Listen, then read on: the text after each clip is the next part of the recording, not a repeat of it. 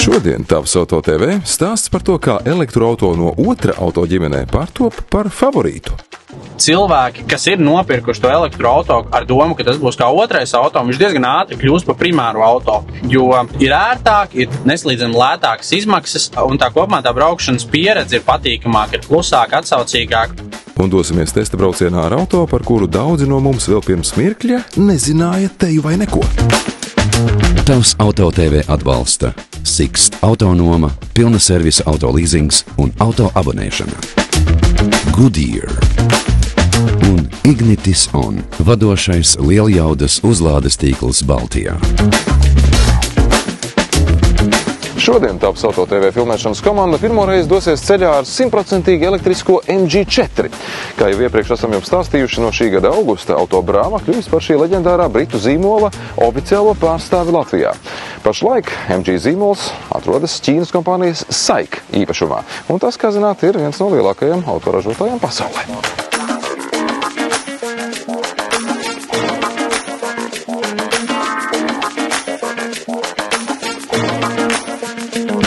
Mūsu viesis šoreiz ir SEB līzinga valdes loceklis Matīs Janevičs Dambis.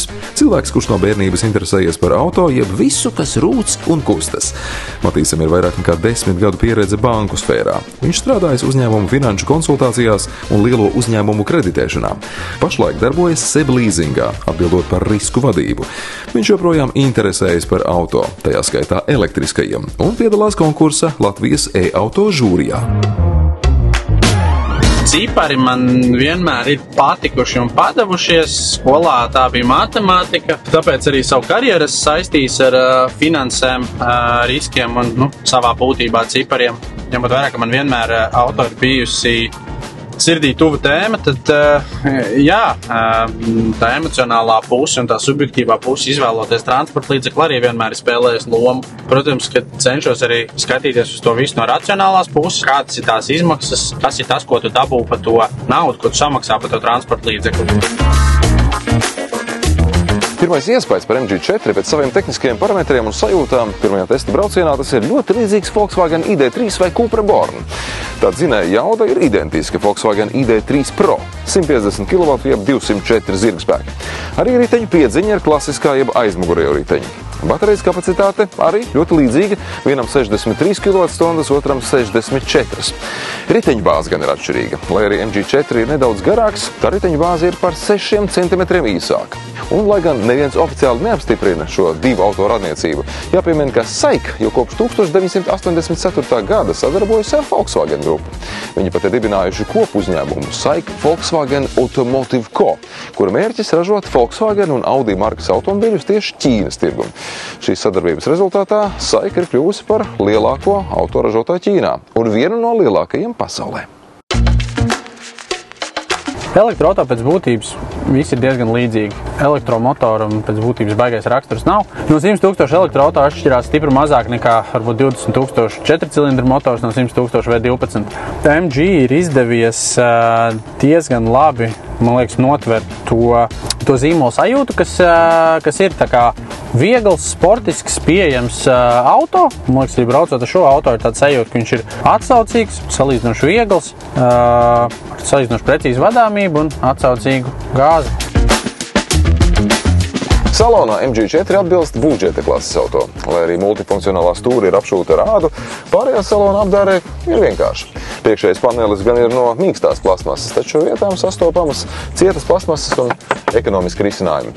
Tomēr kopējais tēls ir pārdomāts un par tehnoloģiju trūkumu arī šajā spēkratā sūdzēties nevarēs. MG4 ir moderns auto. Te ir gan digitāli displeji, gan dažādi braukšanas asistenti, kas atvieglo ikdienu. Turklāt MG4 EV ieguvis augstāko novērtējumu Euro NCAP drošības testos. 5 zvaigznes visām modeļu versijām. Priekš tā budžeta segmenta, kurā viņš strādā, manuprāt, ir ļoti ievērības cienīgs piedāvājums. Es teiktu, ka apdares materiāla kvalitāte ir salīdzinoši laba priekš tās cenas punktu. Arī tā kopējā braukšanas dinamika ir diezgan patīkama. Tas ir salīdzinoši kompakts auto. Salonā vietas ir 4 cilvēkiem, droši vien arī 5, bet es teiktu tā priekš jaunas ģimenes vai priekš jaunu profesionāļu. Tas ir, manuprāt, ļoti laba izvēle kā ikdienas auto. Interesants fakts, lai gan MG jau kopš 2007. gada pieder uzņēmumam SAIC, un tā automašīna ražošana ir pilnībā pārcelt uz Ķīnu, uz Šanhaju. Daļa MG smadzeņu joprojām atrodas apvienotajā karalistē. MG Motor jeb SAIC Motor UK pētniecības un izstrādes centrs atrodas Longbridžā, Birmingemā, vietā, kur vēsturiski atradās Rover un MG Rover galvenā mītne. Galvenais, ko tas vēsturiskais zīmols iedod, ir atpazīstamība. Tas ir kaut kādas zīmola vērtības, tā kā nosīt zīmola solījums, ko izvēlotos, kad konkrēti zīmola preci tu sagaidi. Šī gadījumā izdzirdot, ka tas ir MG modelis, man pirmā doma bija, ka man tas asociējas ar viegliem, maziem, izveicīgiem britu sporta auto. Es teiktu, šis noteikti nav sporta auto, bet es domāju, ka viņš noteikti saglabātu vieglu gaitu un izveicīgu vadāmību. Vēl pāris fakti par šo auto. Kā jau minējām, tā motora jauda ir 204 zirgspēki, tam ir klasiskā aizmugurējo riteņu piedziņa. Ar vienu uzlādi tas spēj nobraukt līdz 450 km pēc VLTP datiem. Un 100 km/h sasniedz mazāk nekā 8 sekundēs.